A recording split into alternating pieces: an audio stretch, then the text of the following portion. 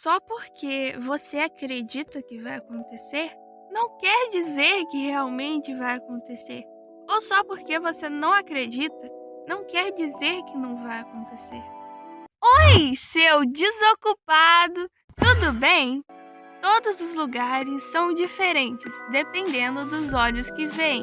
Acredito que se eu e você olharmos para o céu, provavelmente vamos ver lugares e coisas diferentes, em diferentes ângulos. Talvez você veja um pombo, talvez eu veja outro pombo. E a gente pode começar a falar de dois pombos diferentes, achando que é o mesmo pombo.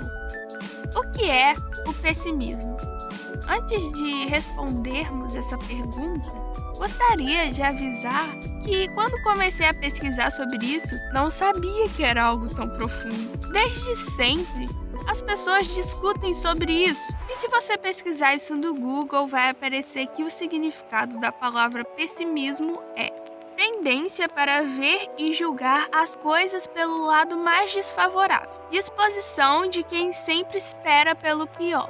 Do ponto de vista da filosofia, fala que o pessimismo basicamente é caráter de doutrina metafísica ou moral, segundo a qual os aspectos maus ou negativos da existência superam os bons ou positivos, concepção que teve uma de suas expressões mais radicais no pensamento do filósofo alemão Schopenhauer. O que, simplificando, é a mesma coisa que dizer que acontecem mais coisas ruins do que coisas boas e que as coisas ruins superam as coisas boas. Beleza, mas quem é Schopenhauer?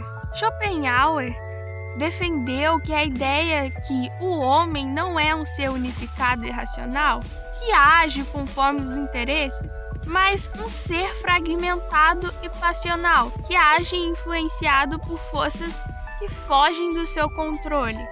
Tá, mas por que Schopenhauer é um filósofo pessimista?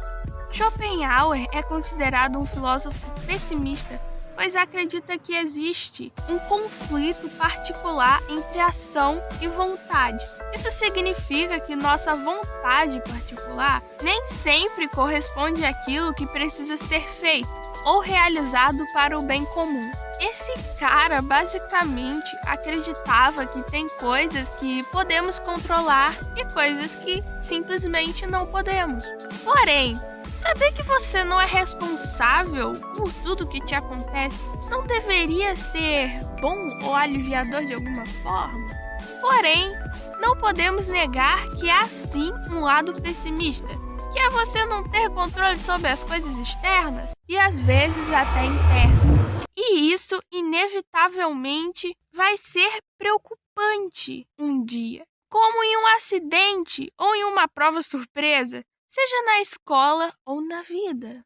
Schopenhauer está certo nesse ponto. Não vamos conseguir lidar com algumas coisas, então por que perdemos tanto do nosso tempo nos preocupando com o que não podemos mudar, em vez de focar no que a gente pode mudar, em como podemos lidar com as coisas? Como podemos fazer com que isso acrescente valor para a nossa vida? Talvez isso seja um modo um pouco otimista de ver as coisas ruins, tecnicamente. Como dizia Epicteto, não é o que acontece com você, mas é como você reage que importa. O que é o otimismo?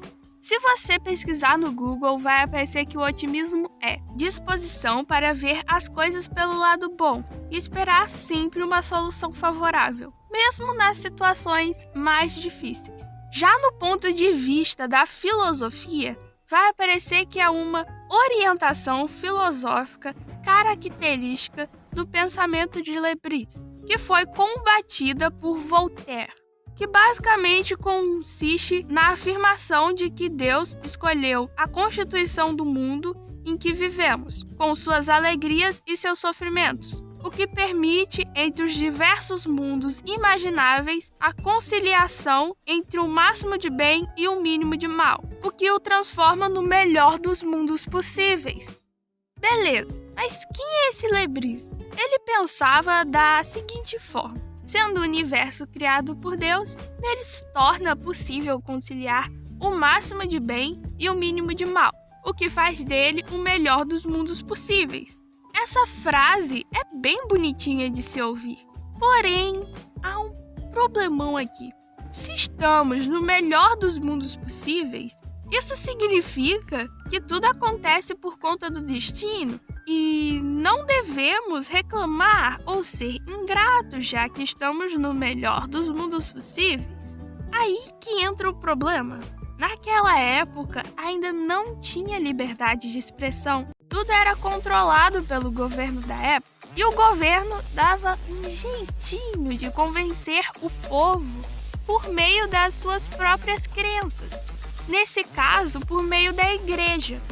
Então, o governo começou a usar disso para falar que se acontecer algo ruim, ou se o próprio governo fez algo ruim, era necessário, porque estamos no melhor dos mundos possíveis.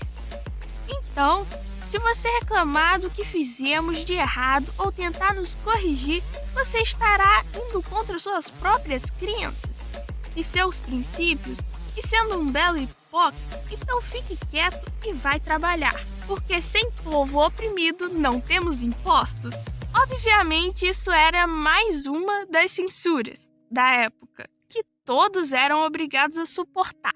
E como em toda noite tem a sua luz, vamos falar agora sobre Voltaire, que também foi um filósofo. E ele era um cara que dava sempre a sua opinião sobre as coisas, mesmo não tendo liberdade de expressão, e com alguns argumentos, ele acabou com a desculpa do governo, que, como disse, fazia uso da frase de Lebris para fazer coisas erradas e saírem impunes.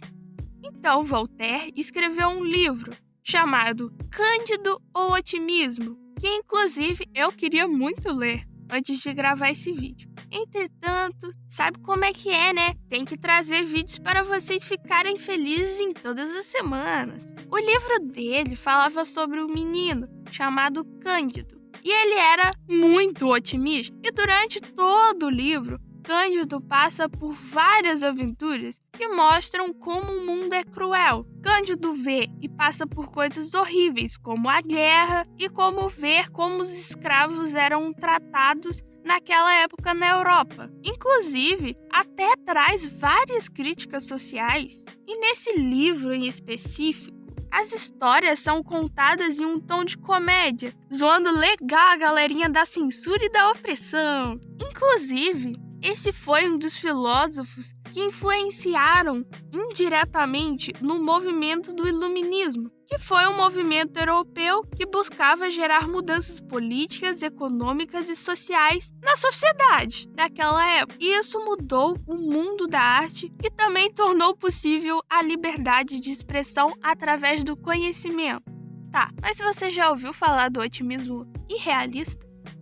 O otimismo irrealista é basicamente quando superestimamos exageradamente as coisas boas que podem acontecer e subestimamos exageradamente as coisas ruins que podem acontecer, colocando uma expectativa que nosso futuro vai ser maravilhoso, mesmo as coisas do presente ou que você faz mostrando o contrário. É basicamente querer fingir que o mundo é um conto de fadas. Entretanto, não é assim que funciona. Nós somos humanos e está tudo bem não estar bem. Porém, não está tudo bem não fazer nada para ficar bem. Como Sêneca dizia, nós estamos normalmente mais assustados do que machucados e sofremos mais na imaginação do que na realidade. Talvez a gente imagine tanto e acredite tanto que às vezes realmente acaba acontecendo.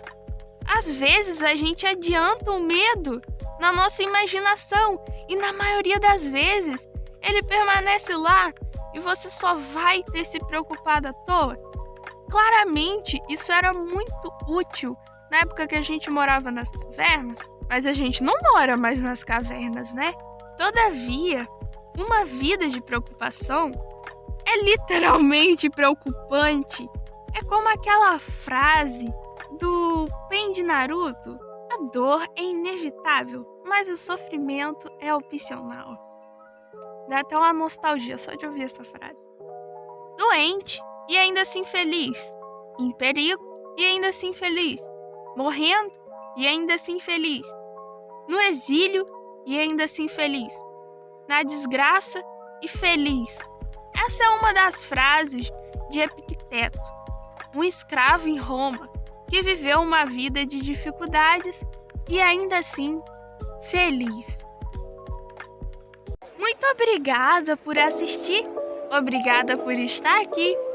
Dá like, por favor, ajuda a Nia. Até o próximo vídeo, ou como nós dissemos, surto mental. Caramba, que roteiro enorme. Jesus, 18 minutos de áudio. 19!